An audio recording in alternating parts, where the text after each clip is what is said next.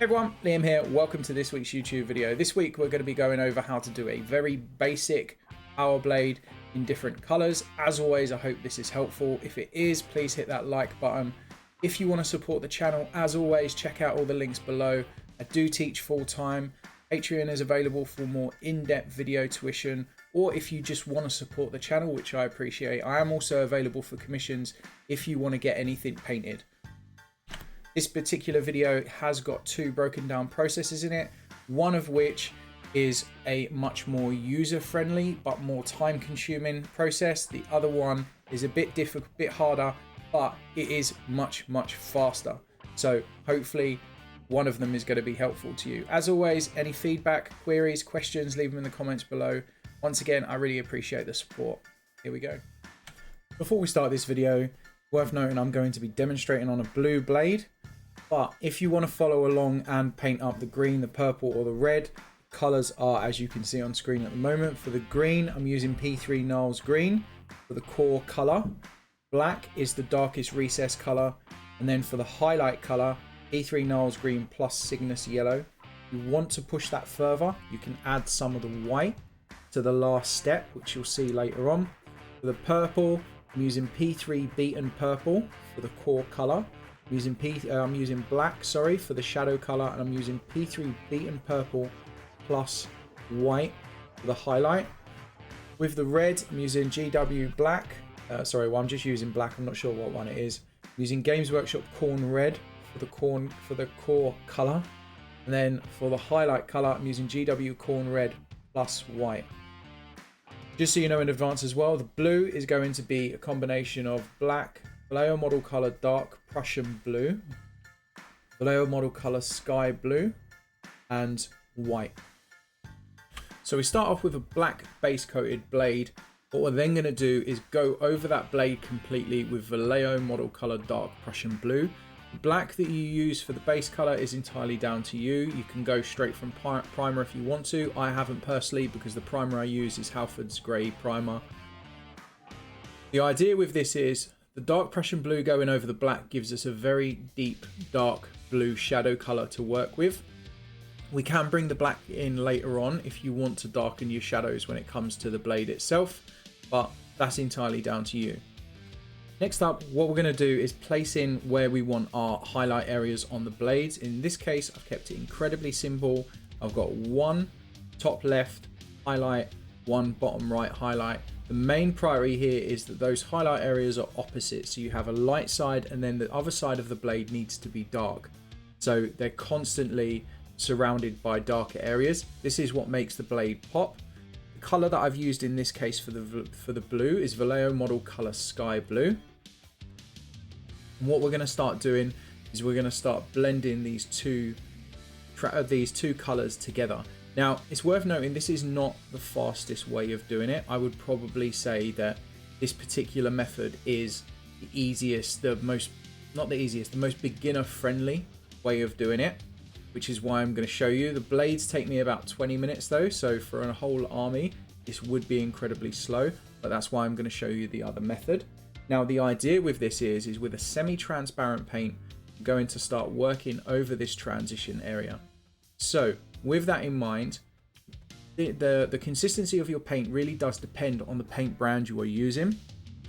So I can't give you an ideal consistency. But what you want to do is you want to thin your paint enough so when you put that paint on the model, all of the paint previously is still showing through. So when you go over it, it's being tinted by what is underneath. Or the transparency of the paint. Ideally, when I put my brush on that model, I want very little to come off. You can see there's not much tint there at all. Not really making that much of an adjustment to my skin color when I put this paint over the top. So the idea is that I'm getting the paint on my brush.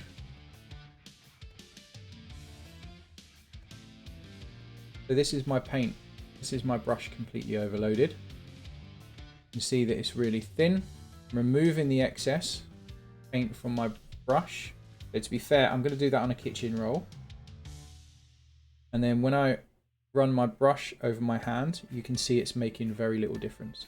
So the paint is incredibly transparent.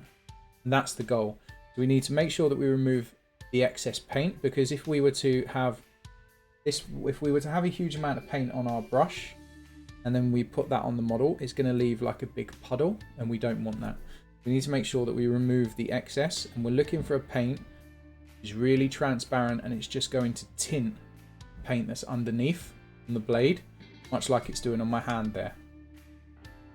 Considering how simple we're trying to keep this tutorial, I'm using two colors for this blue blade. I'm using Vallejo Model Color Dark Prussian Blue and Vallejo Model Color Sky Blue. So with that in mind, if I have Vallejo Model Color Sky Blue on my paintbrush and that paint is thinned down, what I'm going to do is I'm going to start in the darker area of the blade, and I'm going to run the side of my brush towards the brighter area of the blade. That way, the sky blue, where you remove the paintbrush and it leaves a blob of mark, that sky blue will be left in the area that already has sky blue paint on it. So it's not going to leave any dodgy marks that we don't like. Other thing, if we're using the darker paint, the Vallejo model color, we would start in the lighter area and end in the darker area of the blade for exactly the same reason. Now, something to think about when it comes to doing this sort of blending: the more white a paint has in it, the more chalky the result can become. So the whiter the paint, the more of a nightmare it behaves. So with that in mind, it's generally speaking much easier to do this blending with the darker toned colors, which is why I like to lay down those solid chunks of sky blue that we did at the beginning. And then what I'll do is I'll blend that together with the Vallejo Model Color Dark Prussian Blue, because that will glaze much nicer, because for all intents and purposes we're doing multiple glazes here. So ultra thin layers of paint to soften the transition between those two areas. It's about building up those layers of glazes. The other thing to think about is every brush mark that we put onto a model will leave a physical mark, so we want as little brush marks as possible. So with that in mind, if you look, I'm using a large brush, I'm using the side of my brush, so all I'm doing is one large brush stroke across the whole model. This mitigates those brush marks and goes for a smoother finish. Also worth noting, I have cut some of this footage because this process takes so long. This footage is also sped up, so it is a slow process, but you can get a very nice result as long as you manage how thin your paint is. Better for your paint to be too thin than too thick to get a nice smooth result on this one. So before we move on to the next stage of the power blade, I'm going to show you an alternative way of doing it. Now, the thing to know about this is this way of doing it is far faster. It does take a bit more of technical ability when it comes to wet blending, because ultimately we're going to do a very rough wet blend for the initial transition to make this much faster. So you can see I've got paint on my brush. Both sides of this blade, the sky blue and the dark Prussian blue, the paint is wet on both of those. And then with my brush, which also has paint on it, with a side to side motion, I'm pushing and pulling those two layers of paints together. And what this does, it creates a very fast and rough transition from one color to another. We are going to clean it up, but that transition alone, that blend alone, has just saved us a good 10-15 minutes. Now, as I said, like painting armies, that's a huge difference, especially if you're doing something like, I don't know, Grey Knights, where you've got power weapons everywhere. It's a huge time saver. But wet blending does take a bit more practice than just building up very thin layers of paint. This is the blade as you can see it after I've done the really rough wet blending, and I wanted to do this, although wet blending isn't one of my preferred techniques, I wanted to do it, and I wanted to do it very rough so you could see that you still can get a very nice result with it. So what I'm doing first of all, I'm cleaning up the areas that I know are going to be brighter. So where the sky blue is, it's looking a little bit muddy. I'm just doing a little bit of a coat in the brighter areas of the blade. And then what I'm starting to do is I'm adding on some glazes like I did in the first variation, I'm adding in some glazes into the sky blue area, the highlight areas, and also into the dark Prussian blue areas to start smoothing out the transition a little bit. And you can see me doing that already. You can see the difference that's made to what was a very fast wet blend. This blade already looks quite nice. How smooth you want this blade depends entirely on how many layers you do. You don't need a huge amount. You can see I've just, with the shadow area, I've glazed in the dark Prussian blue again. That's made the blade much darker in the shadows, and it's also cleaned up those shadow areas that were looking a little bit messy and dirty from the wet blend. And that's this blade effectively done. You can see how fast this can be in comparison to the first option. A very fast wet blend, and then 3 or 4 glazes to tie it all together and clean it up, as opposed to 30, 40, 50 layers of paint. It's up to you which one you do. If you can master the wet blending part of it, then this is definitely the better technique for army painting. So next up, we just need those finishing touches because the transition is already done. That's what most of the work comes into. So because we're doing the blue, in this case, we're going back with a Vallejo model color sky blue, and I'm doing an edge highlight along both edges of the blades and also that center line of the blade that separates the two sides. What this does, the importance of this is firstly, metallic surfaces do reflect light on edges, so it's really important. But the real reason why this is important is because above everything else, this creates shape. It makes it very readable. It creates readability. It means when we look at this from far away, we can clearly see what shapes we have in front of us. Our brains automatically look at something and try to make sense of it. And that's why sometimes when we look at things, it doesn't really, we can't understand what they are until we get closer and have a good look. So the idea with this is we want to be making our brain's life as easy as possible by adding the outline and the edge highlights. It makes it incredibly readable and far more striking, which is really, really important. Once we've got that sky blue edge highlight in place, what we're going to do is add a small amount of white to the mix. So we don't want pure white, but we want more, we want a brighter blue than we already have. And then towards the tips of where the highlight is, we're going to put an edge highlight. So this is where our bright area of the blade is. We're going to add a brighter edge highlight.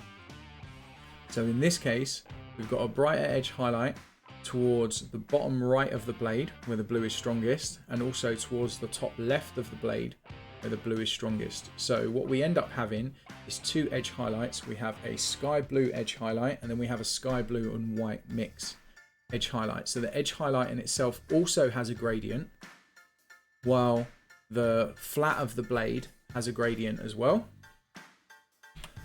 From this point on, everything we do really is optional. I think it's fair to say, as it stands, the blade looks really nice. So we don't need to go any further if you don't want to. Me personally, I want to make the tip of this blade even brighter. So the same mix that I used for the edge highlights, that white sky blue mix, I'm now going to push the brightest parts of this blade. So towards the peak of the blade on the top left and towards the bottom right of the blade. The idea with this is it's very simple. The more contrasting value we have, more contrasting light and dark that is, the more striking this is going to look. So we've pushed that bright tip towards that sky blue and white mix. Now those edge highlights that we put in that brighter area are going to get lost because those edge highlights are the same color as the brightest part of the flat of the blade. So in this case, I'm going to get pure white, and I'm going to do a very small edge highlight towards the brightest point.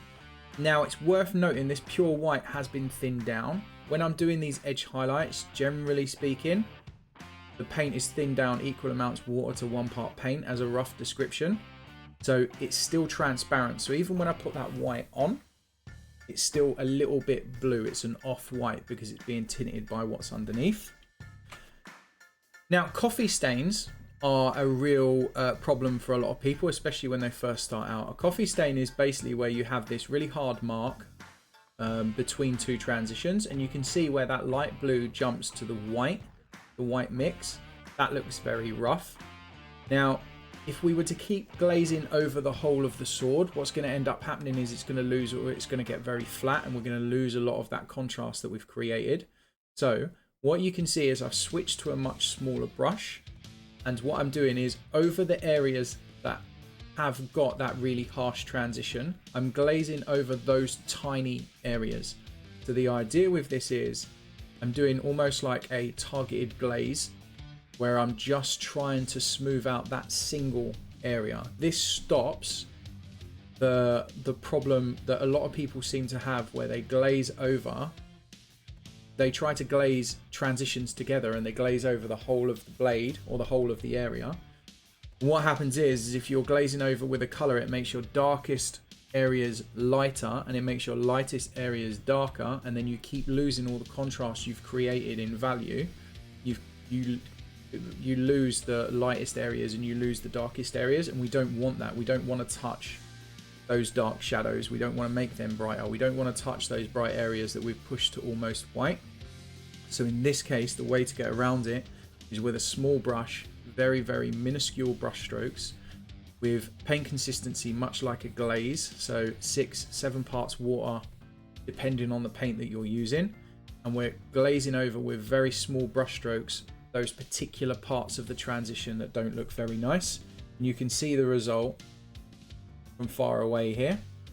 And these are the two blades together. So one of them is done with the wet blending, one of them is done with the glazing. One is incredibly fast, one is not. It's up to you which ones you do. Just remember, building up the multiple layers generally is more user friendly if you're less experienced with this sort of stuff. But if you've got fair brush control and you can do wet blending, then the wet blending option is much faster. That's it. As always, I hope this video has been helpful. If you've got any questions, queries, leave them in the comments below. Thank you once again for everyone's support. It means a huge amount, and catch you later.